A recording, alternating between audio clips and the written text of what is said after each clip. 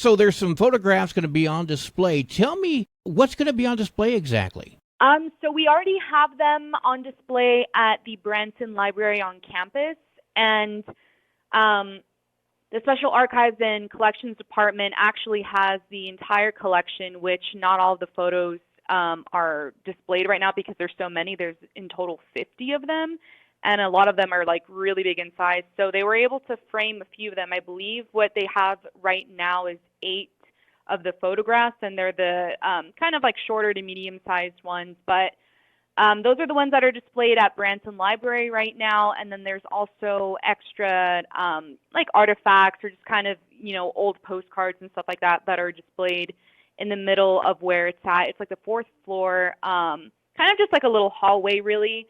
So yeah, it's definitely just showcasing a few of the photos, but those are already up and displayed. As far as the other photos that are stored, I know that the department head of archives wants to plan something or maybe collaborate with one of our local museums or someone who can be able to showcase more of them and maybe have like a bigger exhibition that people can come and check out.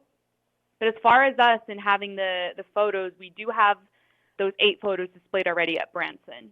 And it's called Into the Great White Sands. Who is the photographer? Yes. What do we know about this gentleman? His name is Craig Varjabedian. When I talked to him, he gave me a lot of context of just like, how long this took him. It took about 10 years for him to go back and forth from Santa Fe, Alamogordo, into, get the photos and experience all of that. But he's an award-winning photographer, and he was actually already showcasing his photos since 2020. So it's been a couple of years, but with COVID and everything, he wasn't able to kind of tour the exhibition as much as he wanted to. I know that he was able to do it in El Paso and also other parts of New Mexico. But yeah, he's really talented, very, very detailed in particular with just, his style and his photos and everything. And each photo, he actually also wrote a book. And I think I did mention that in the release as well, that kind of captures a little bit more of his story of how he first discovered white sands, how he fell in love with it, and kind of the journey of being out there and documenting it, in all sorts of cases from what he was experiencing. So yeah, he's a cool guy, and he was really excited for this story and this exhibition to be stored here at New Mexico State, just because he kind of wants local art.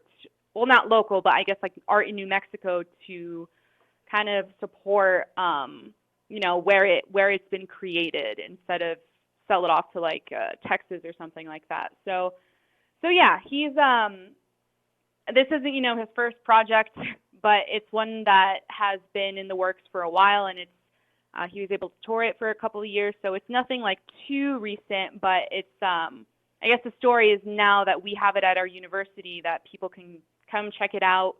But hopefully we can be able to put up some more, of his photos displayed throughout the library so people can see a little bit more of his work. And these are on permanent display, is that correct? Yes. So unless if they find a bigger space as like relocation-wise, that's going to be up to the library and the department head and just kind of what they want to do with it. But they will be permanently stored at the archives department. So we were able to see, just kind of like a back storage look at it. And a lot of them, like I said, there's 50 photographs total. So it's just kind of a matter of being able to spread them out. Maybe they could spread them to different buildings on campus who would want to or be interested in. I think they talked about that being a possibility. But yes, these will be permanently housed here. Really, really exciting.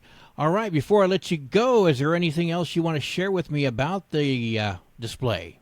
No, I think it's really worth checking out, for anyone who's interested or who hasn't been to White Sands, even though it's so close to us, it's in our own backyard. It's definitely an interesting and unique perspective to kind of see how he was able to capture all of that. Definitely recommend to check out the exhibition at Branson Library. I know it's 8 photos, but from those 8 photos, you can kind of get a little idea of just, how unique and detailed his perspective is to try to capture white sands and all sorts of elements. So Definitely recommend people to come and check it out. And yeah,